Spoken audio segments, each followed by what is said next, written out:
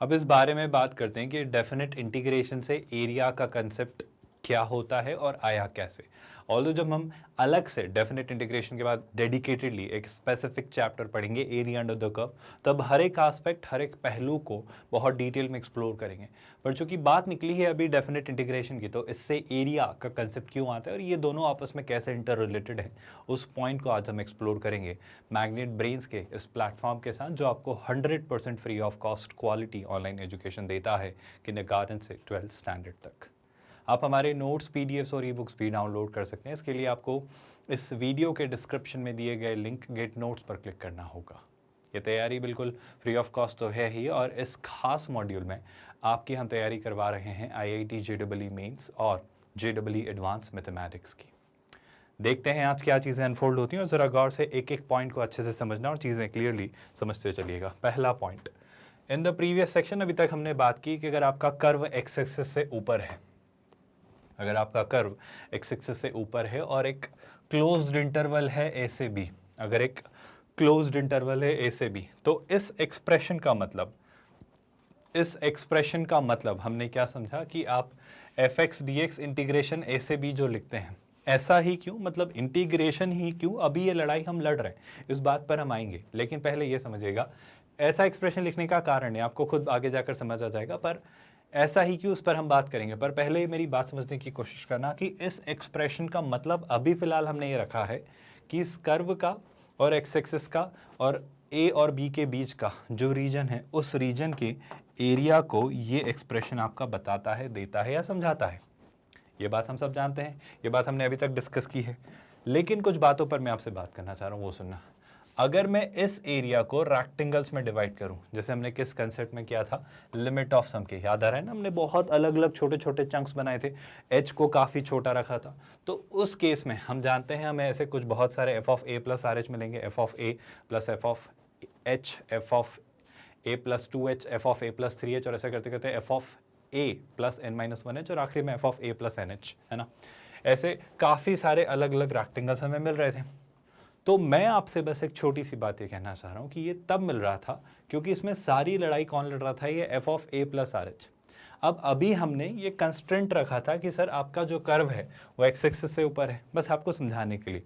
तो अगर curve x axis से ऊपर है तो ये जो सारी वैल्यूज़ हैं, जैसे कि अगर आपका रहा होगा एफ ऑफ लेट्स से ए या फिर F of A plus H, ये सारी वैल्यूज़ क्या रही होंगी, पॉजिटिव।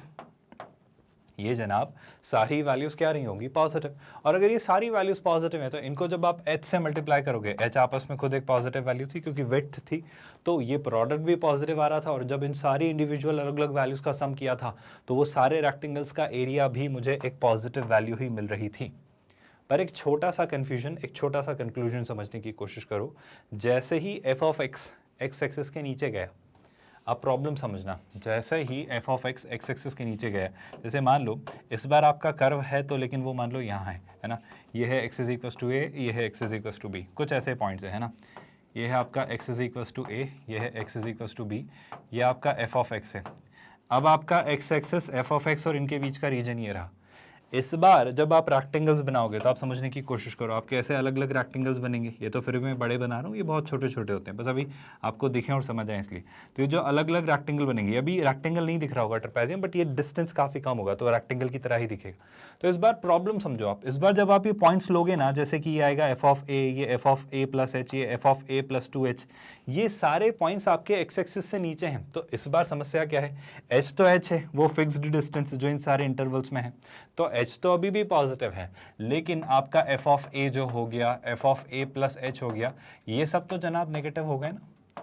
और इनके साथ h एक पॉजिटिव वैल्यू से मल्टीप्लाई भी करूंगा तो भी ये नेगेटिव रहेंगे। तो ये सारे रेक्टेंगल्स का एरिया, ऑल्दो मैथमेटिकली हम निकाल रहे हैं, तो एरिया होता कहने को एक स्केलर क्वांटिटी पॉजिटिव है, लेकिन अभी फिलहाल एक मैथमेटिकल कन्वेंशन के थ्रू वो लेंथ जो आ रही है वो नेगेटिव आ रही है और विड्थ आपकी पॉजिटिव है, तो एरिया नेगेटिव आ रहा है। मेरी बात समझ पा रहे, ऑल्दो एरिया का नेगेटिव होना एक अजीबोगरीब कंसेप्ट है कि एरिया नेगेटिव कैसे हो सकता है, पर इस प्रोसेस के थ्रू, जो कैलकुलस के थ्रू हमने डेवलप की है, जब कर्व आपका एक्स एक्सिस के नीचे चला गया तो वो एफ ऑफ एक्स नेगेटिव हो गया और उस वजह से उस रेक्टेंगल की लेंथ नेगेटिव हो गई। और रेक्टेंगल की लेंथ अगर नेगेटिव हो गई तो उससे समस्या ये है कि उस केस में वो एरिया नेगेटिव आएगा। तो मेरा तो एरिया सर पॉजिटिव होता है ना, तो ठीक है मैं उसे पॉजिटिव बनाऊंगा। तो पहले पॉइंट समझ आ रहा है क्या कि ग्राफ अगर एक्स एक्सिस के ऊपर था तो आपका जो एरिया था वो पॉजिटिव था, लेकिन जब आपका ग्राफ एक्स एक्सिस के नीचे है तो उस केस में आपकी ये जो सारी वैल्यूज़ हैं ये नेगेटिव हो रही हैं, और उस वजह से इस एक्सप्रेशन की वैल्यू यानी आपके जो एरिया की वैल्यू है वो क्या आ रही है सर, नेगेटिव। मेरी बात समझ आ रही है क्या? तो अगर आपका कर्व एक्स एक्सिस से ऊपर है तो याद रखिएगा आपका एरिया पॉजिटिव होता है, और एक्स एक्सिस से नीचे है तो एरिया नेगेटिव होता है। तो मुझे याद क्या रखना है, मुझे तो सर ये पता है एरिया हमेशा पॉजिटिव होता है, तो अगर एक्स एक्सिस से नीचे अगर रहेगा तो मैं उसका क्या ले लूँगा, मॉड। मॉड क्यों? क्योंकि मुझे तो ये पता है कि एरिया नेगेटिव होता है, सिंपल सी बात। मेरी लाइन समझ आ रही है क्या? आई होप आप ये बात भली भांति बहुत स्पष्ट तौर पर याद रखेंगे कि जब एक्स एक्सिस से आप नीचे चले तो ऑफ कोर्स एरिया तो निकल कर आएगा, पर ये एक नेगेटिव वैल्यू देगा। तो अगर मुझे एग्जैक्ट सही एरिया चाहिए तो जो भी मैं निकालूंगा मैं क्या करूंगा, ए से b f x d x करूंगा। तो ये इस केस में चूंकि एफ ऑफ एक्स आपका एक्स एक्सिस से नीचे है, आप इस पर क्या लगा देना, बस आखिर में मॉड। क्यों? जो भी वैल्यू आए उस पर क्या लगा देना, मॉड। क्योंकि मैं नहीं चाहूंगा कि एरिया कभी भी हम नेगेटिव कोट करें। एरिया पॉजिटिव होता है, एरिया होता है ना, तो नेगेटिव कब से होने लगा? एरिया तो हमेशा पॉजिटिव होता है। जैसे लेंथ, वो एक अलग कहानी है जो फिजिक्स में आप वेक्टर्स के थ्रू लेकर आ जाते हो, डिस्टेंस और डिस्प्लेसमेंट, है ना, स्पीड और वेलोसिटी। तो मैं अभी उस कहानी पे नहीं जाना चाह रहा हूँ, मैं एक सिंपल सी बात आपसे करना चाह रहा हूँ जो आई होप आप सभी को बहुत क्लैरिटी के साथ समझ आ रही है कि चीज़ें चल क्या रही हैं। अब जैसे मैं अगर आपको एक सिंपल सा सिनेरियो याद दिलाऊं, आप याद करो साइन एक्स का ग्राफ। अभी अगर मैंने साइन एक्स का थोड़ा सा रीजन लास्ट लेक्चर में सोचा था तो वो एक्स एक्सिस से ऊपर का ही सोचा था, पर अगर मैं साइन एक्स का ग्राफ ऐसा कुछ ले आऊँ, है ना, जैसे लेट्स से हम साइन एक्स का ग्राफ डिस्कस करते हैं 0 से पाई और 2 पाई तक टेक्निकली। तो आप खुद सोचो, 0 से पाई वाला हिस्सा एक्स एक्सिस से ऊपर है और पाई से 2 पाई वाला हिस्सा एक्स एक्सिस से नीचे है। तो इस जोन के एरिया को लेट्स से अगर मैं A1 कहूं तो इस जोन के एरिया को मैं क्या कह लूंगा, A2। और ऑफ कोर्स जब आप A2 निकालें तो आप इस बात का इल्म रखिए कि A2 ऑलरेडी नेगेटिव आएगा। तो मैं बस सिंपल सा पॉइंट देखूंगा कि मेरा कर्व कब कब एक्स एक्सिस से ऊपर है और कब कब नीचे है। तो इसी को डिफरेंशिएट जब हम करेंगे तो मुझे क्या चाहिए सर, मुझे 0 से 2 पाई तक लेट्स से इस कर्व का एरिया चाहिए था। मुझे 0 से 2 पाई तक इस कर्व का एरिया चाहिए था। तो मैंने क्या पाया, 0 से पाई में एक्स एक्सिस से ऊपर है, तो मैंने इसी बात को ऐसे लिख दिया। कैसे लिख दिया कि सर 0 से पाई तक का एरिया निकाल लो आप, और उसमें पाई से 2 पाई तक का एरिया निकाल लो आप। लेकिन एक बहुत बड़ी गलती आप कर बैठे हैं। क्या कर बैठे हैं गलती भाई, कि सर जब 0 से पाई तक का एरिया निकाला तो वो तो पॉजिटिव था, लेकिन जनाब पाई से 2 पाई का एरिया तो नेगेटिव है ना, तो ये एक नेगेटिव वैल्यू होगी। तो नेगेटिव वैल्यू को ऐड करने का तरीका क्या है कि मैं उसका क्या ले लूँ भाई, नेगेटिव। तो जो एरिया आप ऐड कर रहे हो वो ऐड मत करना, वो सब्ट्रैक्ट करना।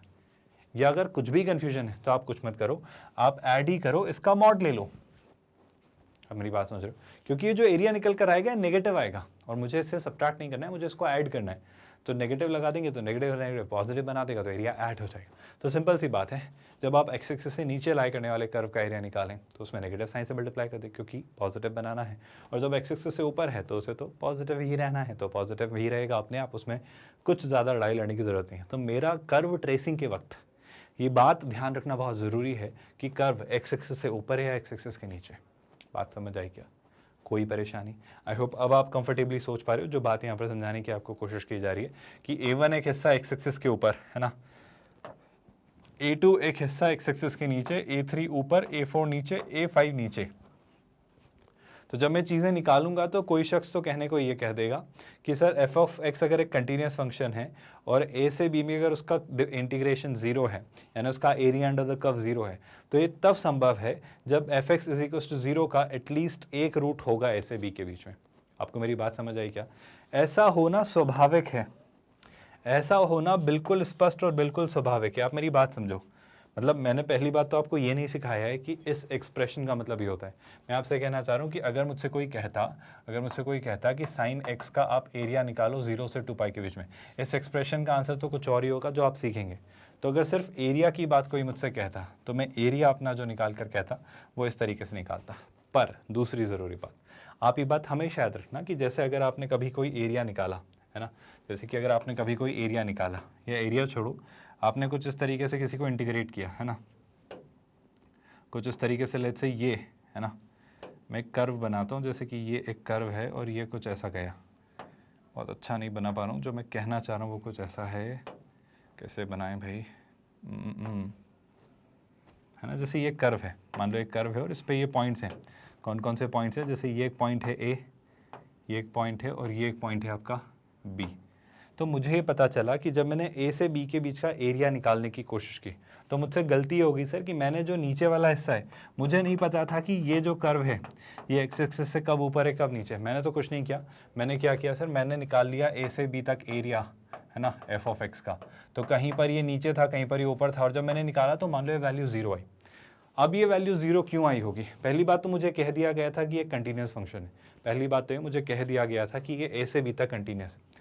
अगर ये ए से बी तक कंटिन्यूस फंक्शन है, प्लीज़ ध्यान से सुनना, और अगर इसका जब आपने इंटीग्रेशन किया ए से बी तक और वो क्या आया अगर 0, तो आप ये कहेंगे सर कि इसने डेफिनेटली बीच में कहीं ना कहीं एक्स एक्सिस को इंटरसेक्ट किया है। क्यों? वो सुनना, क्योंकि ये 0 कब आएगा? जब किसी पॉजिटिव वैल्यू में कोई नेगेटिव वैल्यू ऐड होगी। सुन रहे हो क्या आप लोग? तो अगर कहीं पर ये उठा होगा तो कहीं पर गिरा होगा। अरे ये बात याद आ रही है क्या सारी?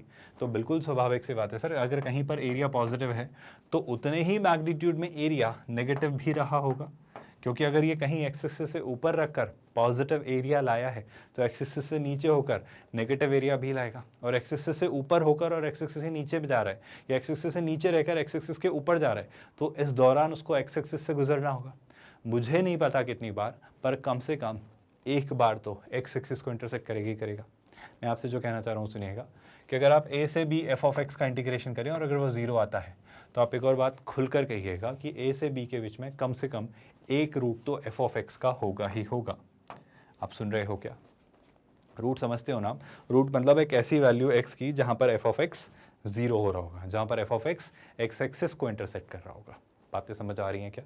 बस यही सारी बातें हम यहाँ पर अभी अलग अलग तरीक़ों से समझने की कोशिश करें और हर एक पॉइंट को यहाँ पर बिल्ड करके डाइजेस्ट करने की कोशिश करें। तो अब मैं इस पॉइंट पर, इस एक्सप्रेशन पर आपसे बात करना चाहता हूँ कि मान लो ये हमारा एक क्वेश्चन है, इसे हम कैसे सोचेंगे, कैसे करेंगे, एक एक करके सारे पॉइंट्स पर बात करते हैं।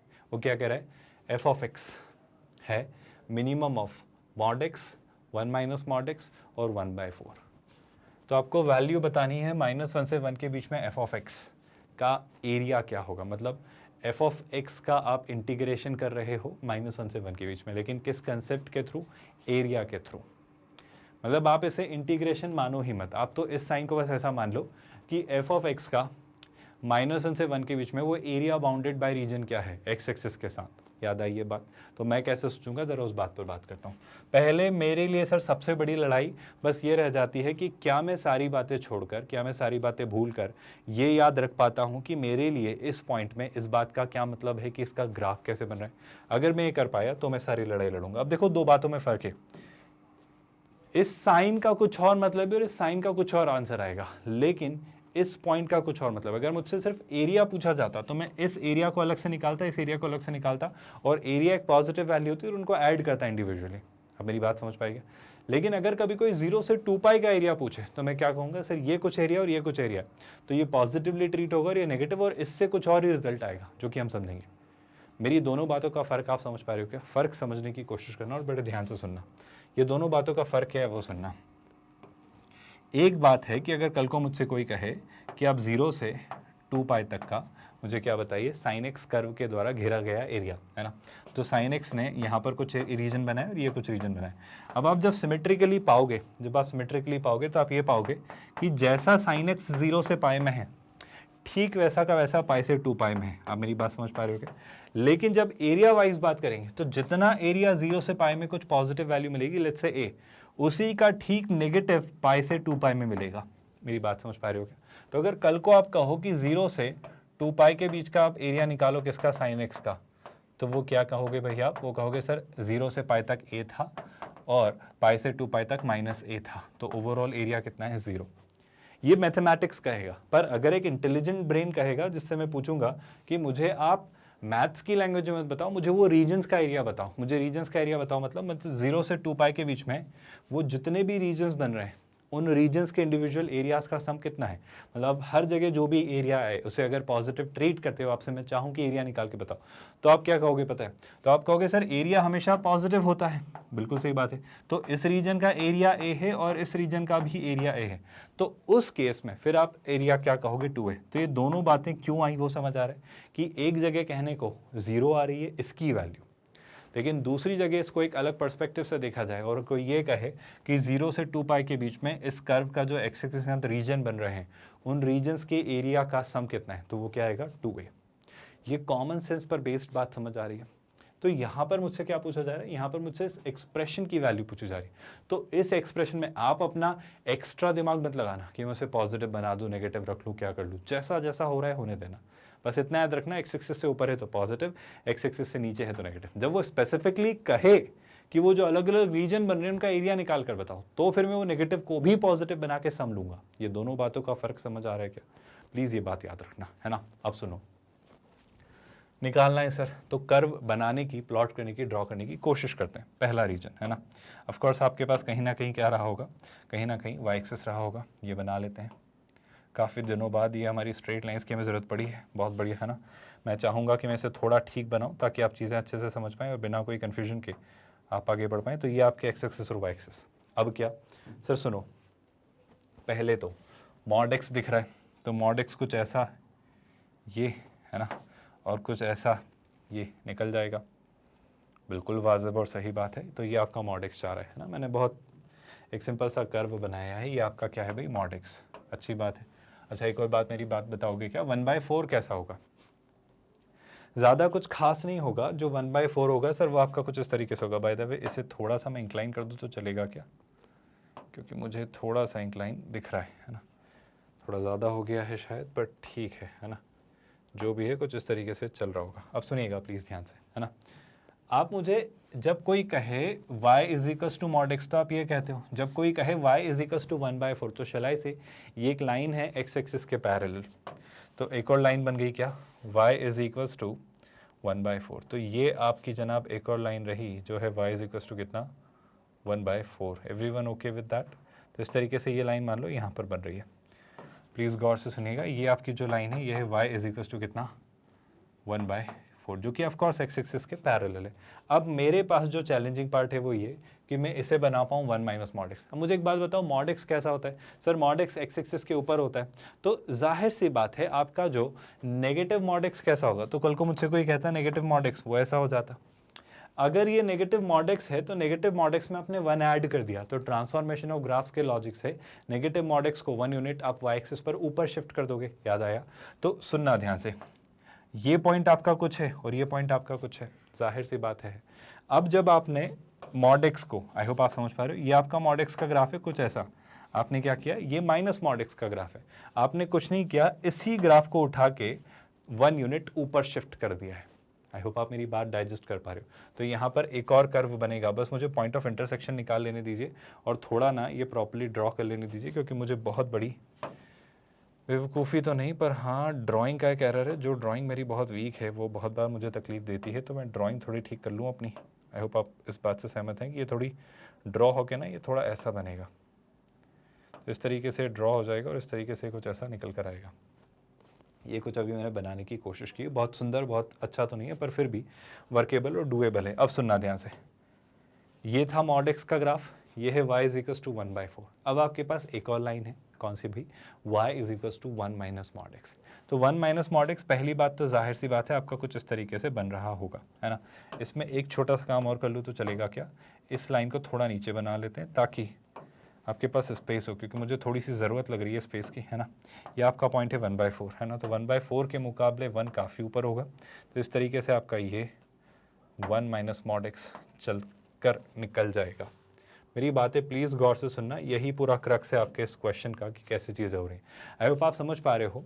माइनस मॉड एक्स आपका कुछ ऐसा बनता, लेकिन उसमें जैसे ही 1 ऐड किया तो 1 यूनिट ही ऊपर चला गया। अब मेरी बात समझ पा रहे हो क्या? मतलब ये जो पॉइंट होगा ये होगा आपका 0,1, है ना। ये पॉइंट आपका क्या था, 0,1/4, और ये तो आपका ओरिजिन था ही, और कुछ पॉइंट्स अगर निकालने हो तो निकाल लेंगे, पर एक एक करके सुनना। अब आपको कैसे पता सर ये जो लाइन है ये कहाँ इंटरसेक्ट कर रही है, तो बड़े आराम से हम निकाल सकते हैं, सुनना ध्यान से, बिल्कुल गौर से देखना, और सिंपल सी 2 लाइन में हम इसको खत्म करेंगे। मुझे ज़रा ये बताओ ये पॉइंट क्या होगा और ये पॉइंट क्या होगा। सर अगर ये पॉइंट के कोऑर्डिनेट्स आप ढूंढना चाह रहे हो ना, तो ये कुछ नहीं है, ये आपका मॉड एक्स पर है, बिल्कुल है, और ये आपकी y इज इक्वल टू 1/4 एक लाइन है। अब यहाँ पर ये जो पॉइंट ऑफ इंटरसेक्शन है ये एक ऐसा पॉइंट है जो इस लाइन पर भी लाई कर रहा है और इस कर्व पर भी लाई कर रहा है, मतलब ये वो पॉइंट है जहाँ पर आपका मॉड एक्स किसके इक्वल है, 1/4 के। तो x की वैल्यू कितनी आएगी, ±1/4। तो बिल्कुल बढ़िया, हमें एक और पॉइंट पता चल गया, हमें ये पता चल गया कि ये जो पॉइंट है आपका, ये जो पॉइंट है ये है आपका कितना 1/4, 0, और ये जो पॉइंट है 1/4, 1/4। इसी तरीके से ये जो पॉइंट है आपका, आई होप मैं किसी भी बात से कंफ्यूज नहीं कर रहा हूँ और आपको चीज़ें समझ आ रही हैं, है ना। उसी तरीके से इसके करस्पॉन्डिंग ये जो पॉइंट था ये था, और इसके करस्पॉन्डिंग जो ये पॉइंट होगा इसमें ऑफकोर्स आपका -1/4, 0 आएगा, क्योंकि ये पॉइंट क्या होगा, ये पॉइंट होगा आपका -1/4, 1/4, क्योंकि मॉड एक्स है। बातें समझ आ रही। अब लड़ाई ये है सर कि इस पॉइंट को लेकर आपका क्या ओपिनियन है। मेरा कहना है सिंपल सी बात है जनाब, ये कर्व क्या है 1 - मॉड एक्स, वो किसके इक्वल है 1/4 के। तो जब 1 - मॉड एक्स आपका 1/4 के इक्वल हो तो मॉड एक्स को वहाँ भेजिए, है ना, और 1/4 को यहाँ लाइए। सो 1 - 1/4 कितना हो जाता है सर, ये हो जाता है आपका 3/4। क्या मेरी बात समझ आई। तो ओवरऑल 3/4 ऑफकोर्स आपका 1/4 से आगे ही होता है। तो यहाँ पर ये जो पॉइंट होगा ये होगा आपका 3/4, 0। सुन रहे हैं क्या आप लोग, वाजिब सी बात है। और यहाँ पर जब आप 3/4 रखेंगे तो क्लियर सी बात है आपका इस तरीके से, अगर इस पॉइंट के कोऑर्डिनेट आप ढूंढना चाहें तो ये होगा 3/4, 1/4। इसी तरीके से जब इस पॉइंट को आप ढूंढोगे तो ये पॉइंट भी आपका क्या हो जाएगा -3/4, 0। सुन रहे हैं आप लोग। और यहाँ पर ये जो पॉइंट रहा होगा ये वाजिब सी बात है आपका रहेगा क्या -3/4, 1/4, क्योंकि ये सब कुछ इस लाइन पर लाई कर रहा है। क्या बातें समझ आई। इतने सारे पॉइंट्स ढूंढने की वैसे तो ज़रूरत नहीं थी, सब कुछ सिमेट्रिकली कॉमन सेंस से सोचा जा सकता था, पर एक ज़रूरी बात अब जो निकल कर आ रही है वो सुनना। हमें इन सब में क्या ढूंढना है जनाब, हमें इन सब में मिनिमम ढूंढना है। और कहाँ से कहाँ तक हमें ढूंढना है, -1 से 1 तक। अब 2 मिनट ज़रा पेशेंस के साथ सुनना। ये है -3/4, तो शेलाई से -1 और यहाँ कहीं रहा होगा, है ना, और इसी तरीके से 1 भी आपका थोड़ा और कहीं रहा होगा। अगर आपको मेरी पॉइंट को समझना है तो आप ध्यान से सुनना, -1 और 1 कहाँ रहा होगा वो देखना। 1 - मॉड एक्स, आप देखो ना एक्स एक्सिस को कहाँ इंटरसेक्ट कर रहा है। तो सर 1 - मॉड एक्स जो आपका है जब एक्स एक्सिस को इंटरसेक्ट करेगा तो इसकी वैल्यू कितनी हो जाएगी, इसकी वैल्यू हो जाएगी 0। मतलब मॉड एक्स कितना हो जाएगा 1। मतलब जब x की वैल्यू +-1 होगी तब ये एक्स एक्सिस को इंटरसेक्ट कर रहा होगा। तो ये जो पॉइंट है ऑफकोर्स ये आपका क्या है भाई, ये है आपका 1, 0। और ये जो पॉइंट है आपका ऑफकोर्स है ना, ये जो पॉइंट है ये वाला है ना, ये जो पॉइंट है ये आपका क्या है -1, 0।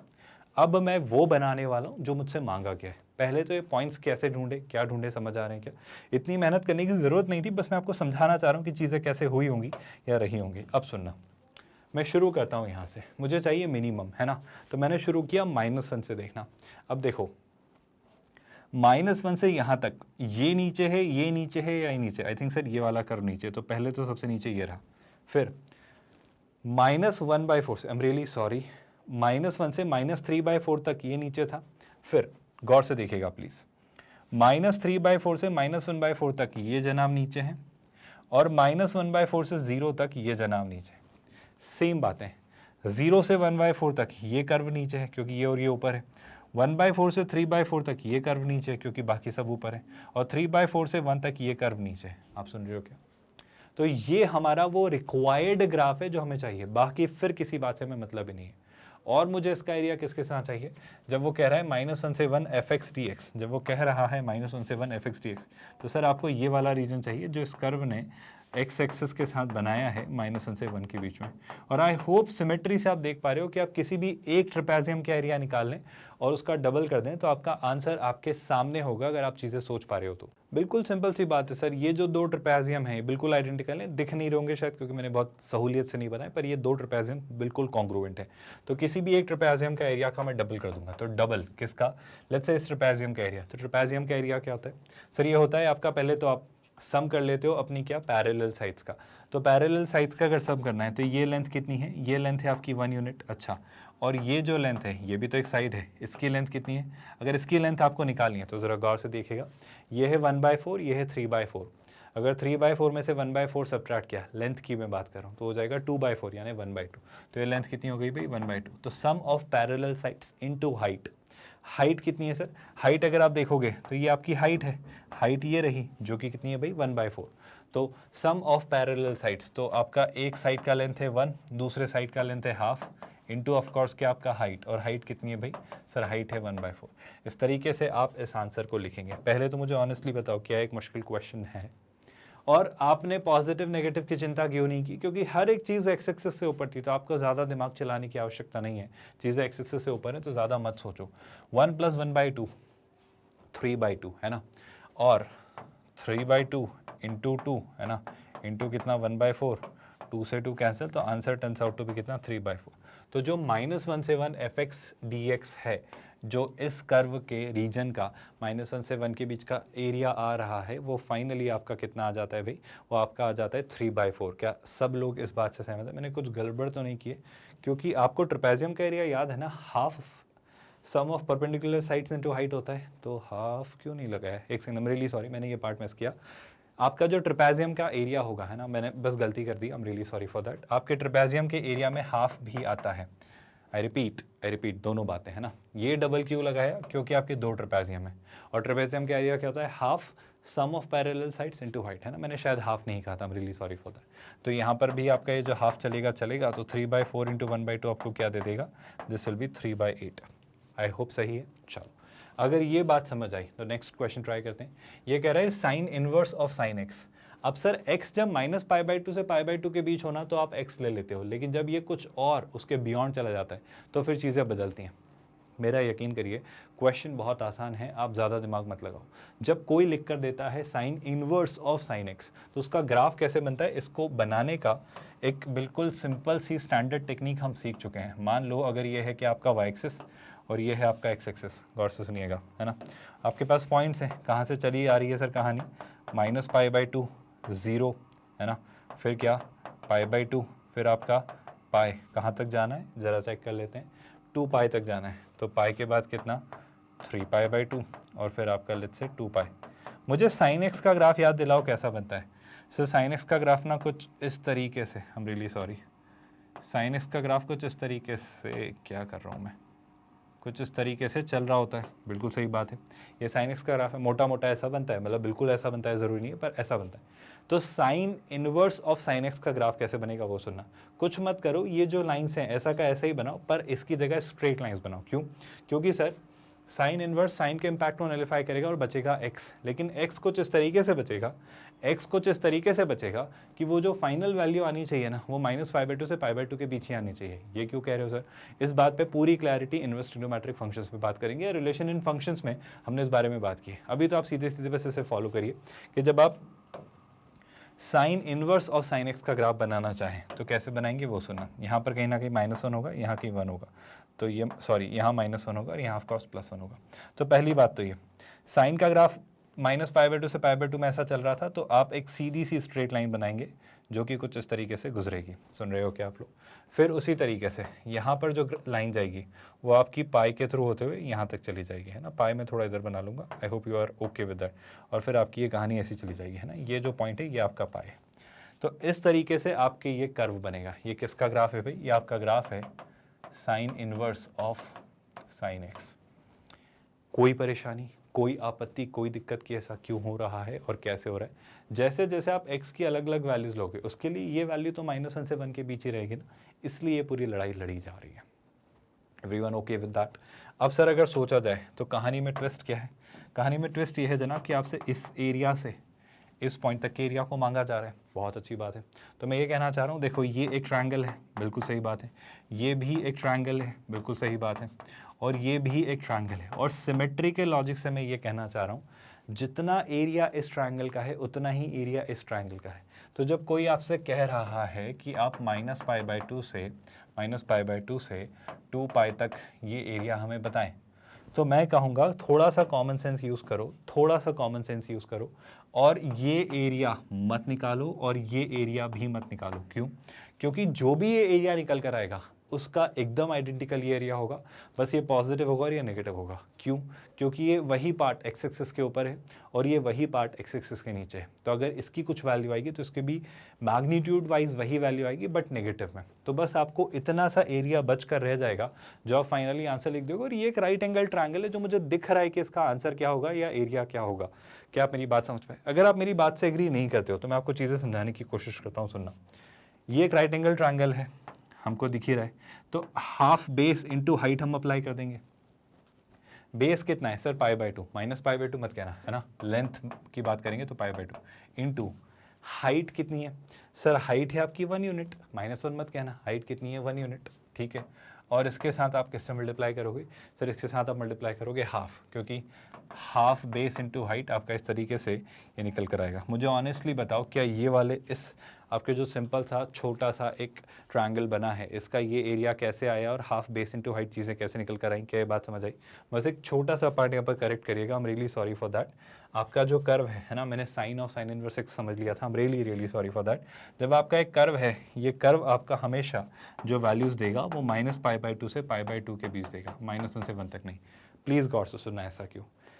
टेक्निक क्या कहती है वो सुना। जब साइन इनवर्स साइन के इम्पैक्ट को नलीफाई करेगा तो इनवर्स ट्रिग्नोमेट्रिक फंक्शन का कंसेप्ट कहता है कि वो वैल्यूज आपकी -π/2 से π/2 के बीच ही रहनी चाहिए। तो x की वैल्यू -π/2 से π/2 के बीच ही रखते हैं। पर मान लो नहीं सर, मैं तो x की वैल्यू π/2 के आगे की भी रखना चाहता हूँ, तो रख लो, पर फिर मैं उसमें चीज़ें कुछ इस तरीके से एडजस्ट करूंगा कि फाइनली जो आउटपुट आए, जो sine inverse of sine x आए, वो आपका -π/2 से π/2 ही हो। ऐसा क्यों? वो सुनना। क्योंकि sine inverse as a function अपनी रेंज जो रखता है, जो प्रिंसिपल रेंज होती है, वो -π/2 से π/2 होती है।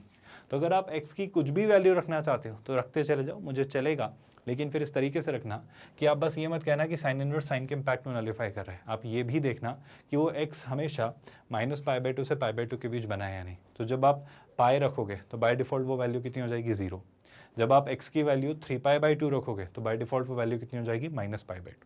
क्योंकि आपको x की वैल्यू जो फाइनली चाहिए किससे? साइन इनवर्स साइन x के आउटपुट के फॉर्म में, वो -π/2 से π/2 के बीच ही होनी चाहिए। आप x की चाहे कोई भी वैल्यू रखें, तो -1 से 1 तक मत रखना। आई am really sorry for that. मेरे साइन x का ग्राफ के थ्रू मुझे याद रह गया, तो मैंने वो गलती की थी, आई am really sorry for that. But अगर आप sine inverse of sine x का ग्राफ बनाते हैं तो वो -π/2 से π/2 तक बनेगा और ये चलता चला जाएगा। ये बात समझ आई?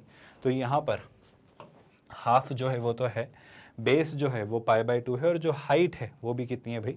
वो भी आपकी π/2 ही है। Everyone okay with that?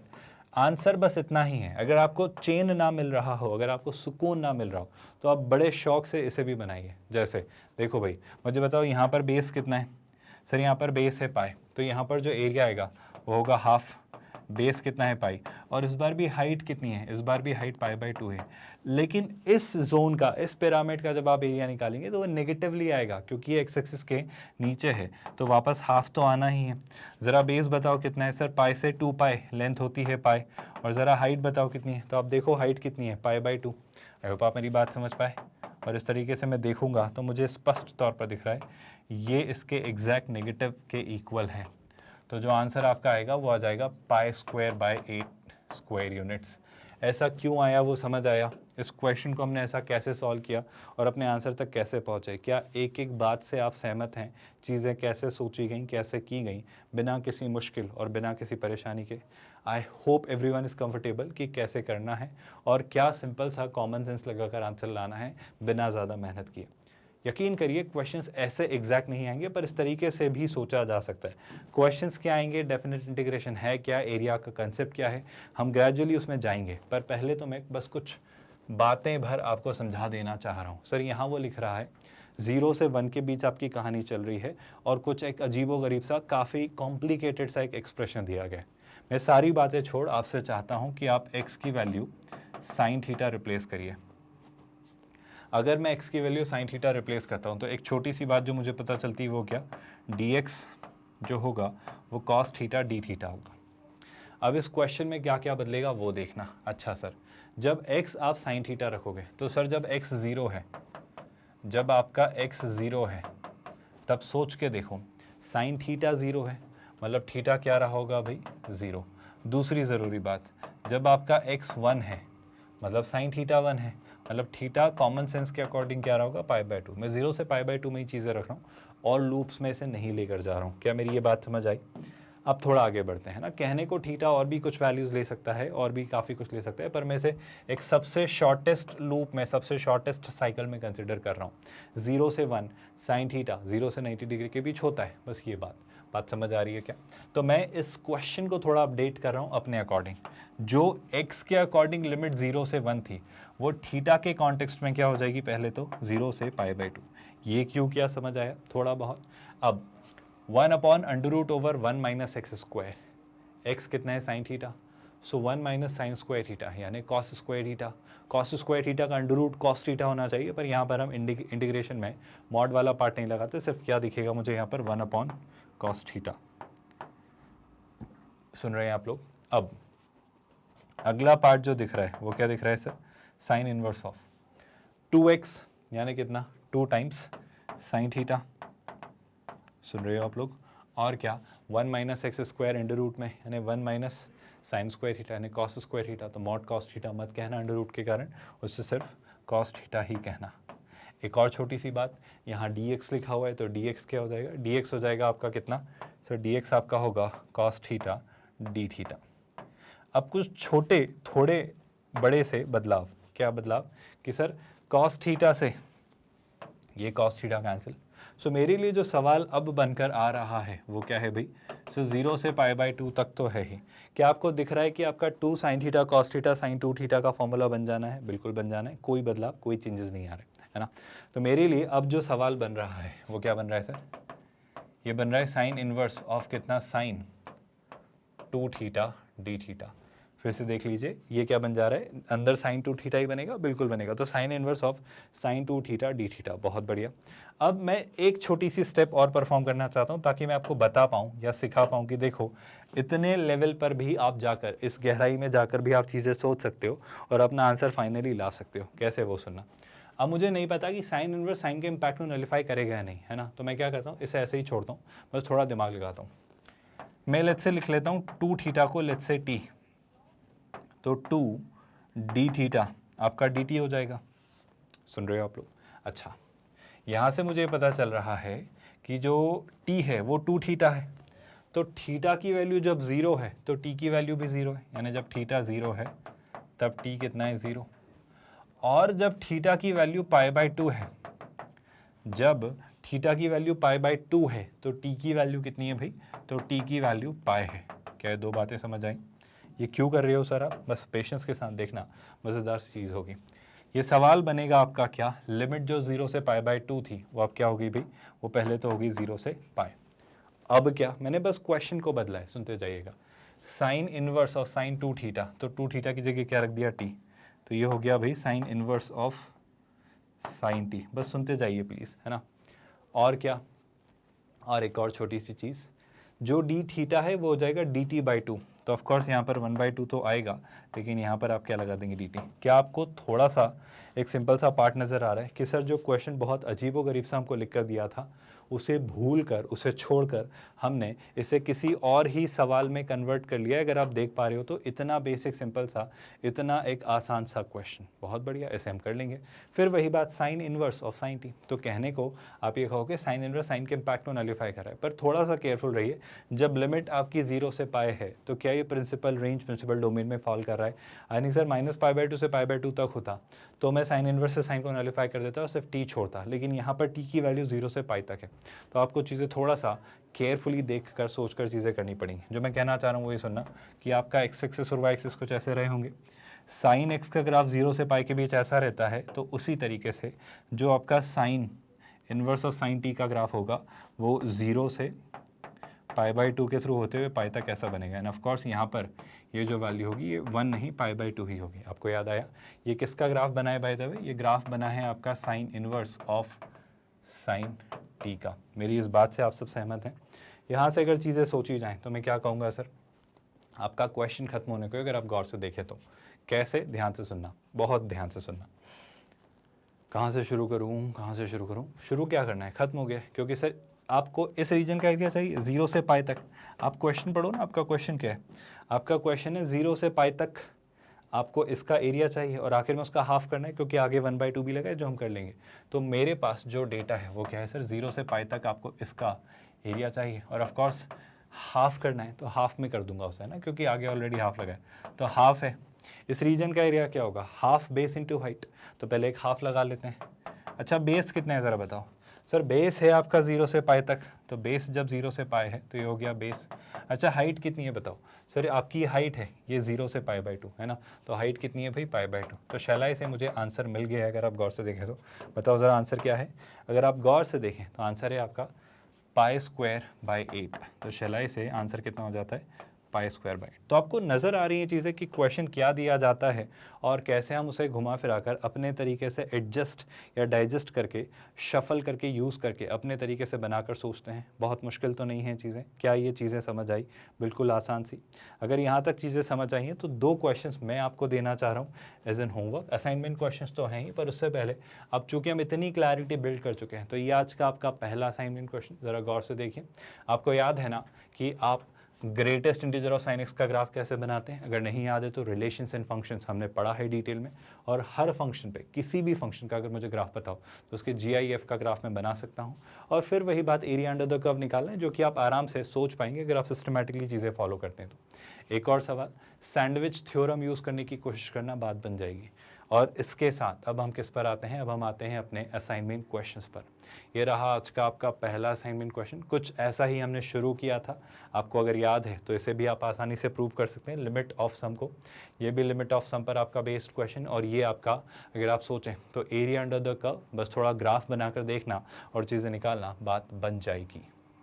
बस area under the curve concept समझाने की कोशिश कर रहा हूँ कि डेफिनेट इंटीग्रेशन में आता कैसे, क्यों आता है, और डेफिनेट इंटीग्रेशन से कैसे होता है। ये बात हम एरिया अलग से एक डेडिकेटेड चैप्टर पढ़ेंगे कि क्यों एरिया डेफिनेट इंटीग्रेशन से निकाला जा सकता है। अभी मैंने ये नहीं कहा, मैंने बस अभी ये कहा है कि डेफिनेट इंटीग्रेशन साइन का मतलब होता है एरिया, पर कैसे, इस बारे में बात करेंगे। आप निश्चिंत रहिए। ये तैयारी हम आपको IIT JEE मेंस और GEE एडवांस मैथमेटिक्स की बिल्कुल फ्री ऑफ कॉस्ट करवा रहे हैं। With that let's call it today here. ख्याल रखिए अपना। Thank you so much for watching this video.